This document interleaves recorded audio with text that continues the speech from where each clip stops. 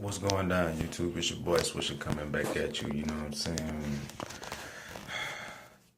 This is the off season now for us. The playoffs they started yesterday. One game in particular that I was actually gonna live stream about, but decided not to, was the Tennessee and the Chiefs game.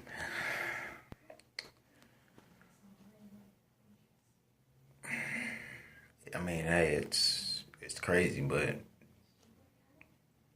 you know, these players on these teams, these playoff teams, people call me crazy for saying, "Hey, Houston, y'all might want to go and get Derrick Henry." If you watched the game yesterday, that's exactly why. I still would have liked Foreman to come in and be that, that rotational guy with him, but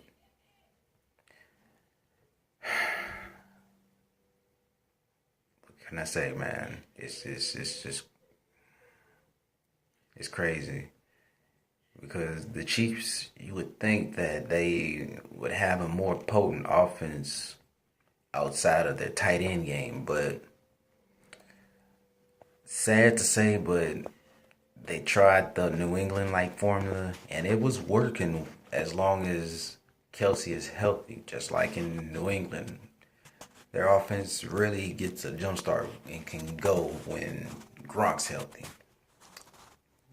But for some reason, after Kelsey went down with his concussion, it was like the Chiefs just died offensively, and which is weird because they had Kareem Hunt.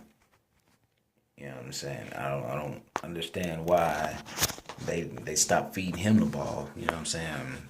I can guarantee that's a large portion of why they, or for a reason as to why they lost. You know what I'm saying? But again, I'm not. This will be the only time you actually hear me giving praise to, you know, division rivals. You know what I'm saying? Because it's the playoffs. I mean, I'm not a hater. I'm still down for this team regardless. You know what I'm saying? But again, like I said, I'm not a hater. I'm gonna give credit where credit is due. Derrick Henry, shout out to you, man, because players like you make it worth my while to go out and do these type of videos, because when you go out and perform like that, well, I'm saying it like I'm talking to him, but when he goes and performs like that, it makes you think like,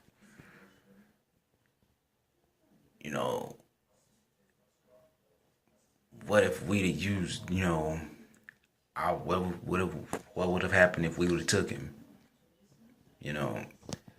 Yeah, we still may have had some O-line issues and whatnot, but at least from not even a theoretical standpoint, this is just common facts. With a guy like Derrick Henry, once he gets going, once you get him going, especially if you have a running back, like DeMarco Murray, or in our case, it would have been I probably Lamar Miller or Deontay Foreman. Give or take how you want to do that. But like I said, just from a football standpoint, these defenders, football's a contact sport, running into guys like, trying to go and tackle a guy like Derrick Henry, throughout the course of a game can be taxing on the defense, and they proved it, yesterday that in the fourth quarter where it really matters, the human element, just start to take place. Like, I mean, yeah, you don't get me wrong. They are professionals and they get paid to do a job. But I mean, honestly, as a defense, you can probably be in better position, or refine your technique to be in better position. But I mean, the type of runs he was just busting off yesterday were just like, man. And like I said, throughout the course of the game, it's gonna be rough. The Titans gonna be rough going forward. Now, like I said, I'm not a hater. I'm gonna give credit where credit is due to the playoffs. Otherwise, it'd be fuck them. I'm looking forward to the Jags and the Bills game. Because personally, and I'm not a hater. I'm just being a real motherfucker and a real ass fan. As a Texans fan, it kills me. It irks my soul to say this, but believe it or not, I want to see the Jags beat the Bills, so they have to go up to New England. Believe it or not, I want that Jags D-line to unleash like how they've been doing all year. Do some real damage to Brady, knock them out of the playoffs, and then lose to the Steelers.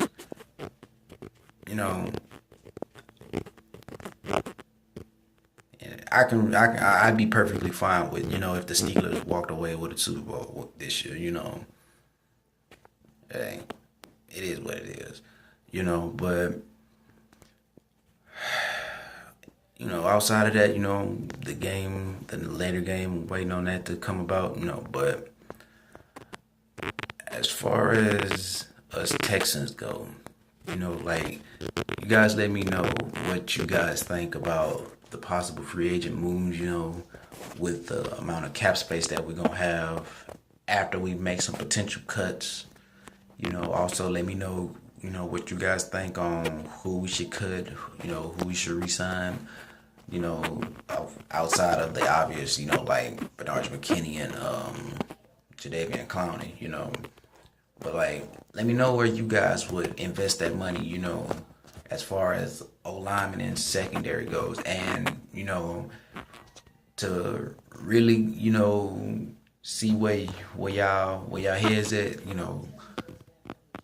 if it came down to it and y'all wanted to move up in the draft, in the first round to get a lineman, or say if we just throw this out there. Well, matter of fact, this is going to be mine.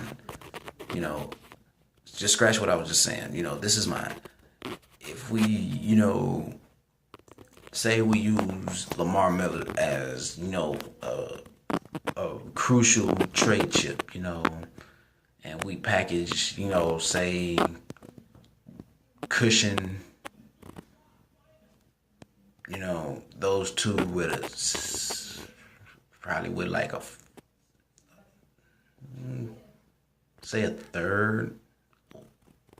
Well, it'd have to be the last third that we have, because we got 3 this year. So I make it that last third round pick that we have.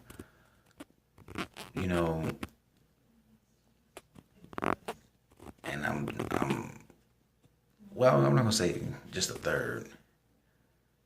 Like, basically what you're trying to do is you're just trying to move up. You know what I'm saying? And just see what kind of offers see what teams would say, but like I said, just let me know what you guys would do, you know what I'm saying, as far as what players would you use as chips, you know what I'm saying, trade chips and whatnot, and all that good jazz. But as for usual, like, sub, and holla at your boy, and as always, go Texans, man.